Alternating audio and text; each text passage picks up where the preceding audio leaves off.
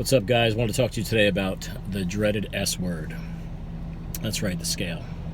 Now, I would say this is the final word on the scale. Once and for all, put this to bed. But the reality of it is, I know I'll have to repeat this message several more times, and I'm all right with that. I get it, because this is a big deal for a lot of people. It doesn't make a lot of sense in a lot of people's heads, kind of how this all works. But I think I'm going to try to explain this in a way that's a little different than you might have heard before. So when people start working out, 90% of the time it's to lose weight. What most people really mean by that is lose fat. Okay, most people are looking to achieve a different looking and feeling physique. And me knowing what they want, I understand what that means. They need to add muscle and lose fat. But most people are primarily concerned with the fat loss part because they're not aware of the importance of the muscle gain for the way they want to look, they want to feel. But most people, when they start up a program, do not have enough muscle mass and they have way too much body fat. So that's your starting point, generally speaking.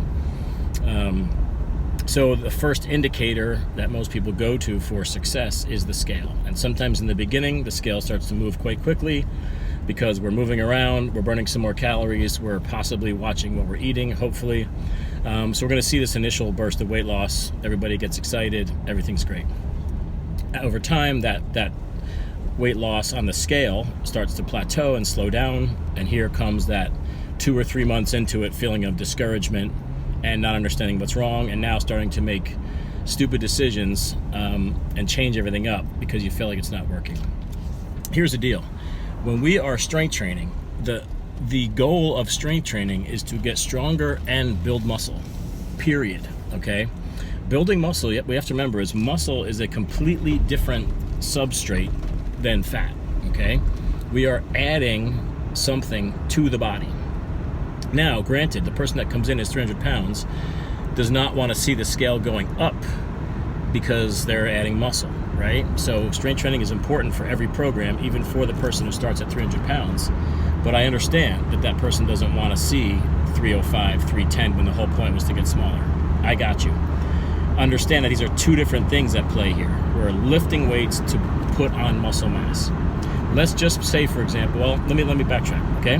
Now, fat loss, which is what the 300-pound client wants, is a combination of increasing the metabolism through adding muscle and eating properly, losing fat via reducing calories so that the intake is lower than what was maintaining 300 pounds, and then also the actual burning of some of those calories through movement, through conditioning, or through the weight training session. The increased metabolism effects don't happen for quite a ways down the road. That's a long-term play. The increased calorie burn works short-term, and the calorie adjusting works long-term if it's done properly over time. Problem is, sometimes the acquisition of muscle mass is happening faster than the fat loss. Now, that might be just the way that the body responds. That may be that it's taking you, the individual, longer to get your shit together with your diet and your cardio than it is with your weights. So you're hitting your weights and you're getting some results from that, but you're not seeing the weight loss, the fat loss, because your diet is okay? Also okay. But it's important to understand what's happening is that your body composition is changing. You are adding muscle and losing fat. If we did those two things in perfect synchronicity, okay, we're adding a pound of muscle and losing a pound of fat every week, okay? So I'm 300 pounds, I'm starting out, I'm adding a pound of muscle every week because I'm lifting, and I'm losing a pound of fat every week because I'm eating properly. I will continue to weigh 300 pounds indefinitely at this rate, okay? You with me? Here's what's important. People always say muscle weighs more than fat. I think that confuses the hell out of people. What does that even mean? Here's a better way to think about it. A pound of muscle is smaller than a pound of fat, okay?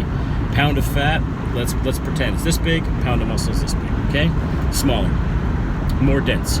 So, 15 pounds of fat, 15 pounds of muscle. You get where I'm going.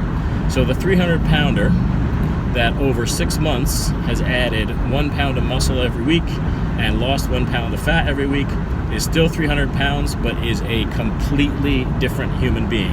That person would have a V shape. They would have dropped 5 pant sizes. They would have increased their shirt size probably, because now their shoulders are out to here and their waist is down here. Totally different human being. Same weight on the scale. All the scale weighs is your body versus gravity. Period.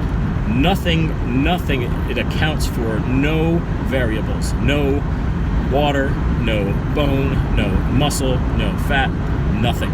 So there is a wide range of variables that affect your weight loss day to day. How many people have woken up and been 5 pounds lighter than they were the day before?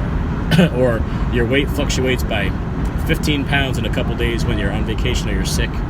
That is not the accumulation or loss of fat or muscle mass. That is all fluid loss. You hear about fighters losing 20 pounds in 2 days before a fight. Fluid. Nothing but fluid. Your body's made up of, 80%, a very high percentage of fluid. So all these fluctuations you see on a day-to-day basis are primarily fluid. So anybody that gets super excited or super discouraged about these short-term fluctuations is way off base, because you're tracking something that doesn't really correspond to your success. So what do?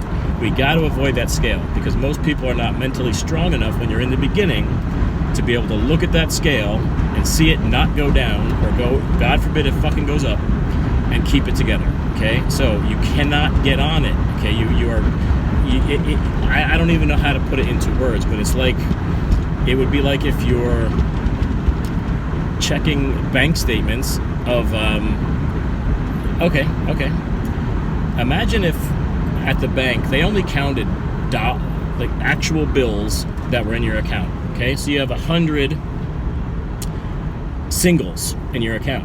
Okay, somebody takes those out and puts 2 50s in there. You get all bent out of shape, because now you only have 2 bills in there when you used to have 100 bills in there. It doesn't matter. You can't base it on that, right? Because we're not talking about the same thing. This is no different. The scale cannot give you any valuable feedback of what's happening to your body. Okay, I have seen people gain weight and get smaller and look better all the time. Okay, I've seen people stay the same weight for 6 months and drop 3 sizes. Everybody's telling them every day how great they look. Their pants are falling off. They're showing off their arms, but then they get on the scale and all of that goes to shit, because the scale hasn't budged, or it's only 3 pounds, or it's, God forbid, it's up a little bit. You have to let that go. You have to look at your waist measurement. How do your clothes feel? How do you look? How's your performance in the gym and in your daily activities? If you feel better, you look better, people are making comments, your waistband is smaller, your belt loop is smaller, your shirts are a little bit snug where they should be and looser where they should be, you're on the right track. You're doing the right thing. If you could find a way to accurately measure body fat, which in my experience, there are not a lot. Those scales don't do it, so don't try that. A very, very, very seasoned expert with calipers could do it, but even that, it's got too many ways to mess that up for it to be accurate.